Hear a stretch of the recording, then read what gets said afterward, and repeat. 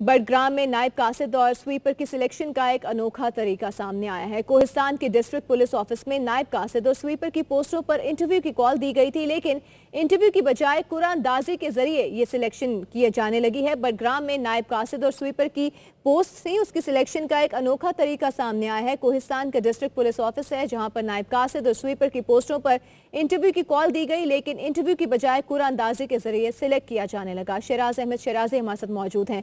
शराज, बताएगा कुरानदाजी का तरीकाकार क्यों इख्तियार किया गया?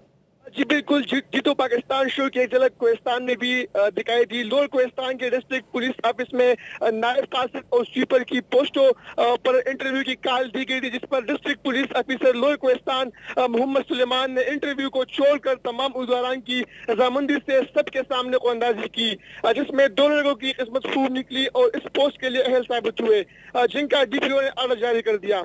इस मौका पर डीआरसी कमेटी के चेयरमैन मौलाना अकरम करीमदाद भी मौजूद थे। याद रहे कि इससे पहले कोहिस्तान के एक मेंबर सूबाई असेंबली भी कुरानदाजी के जरिए मुंतखब हो चुके हैं। जी सारा, ठीक है, बहुत शुक्रिया आपका शराज अहमद, आप हमें तफसीलात से आगाह कर रहे थे।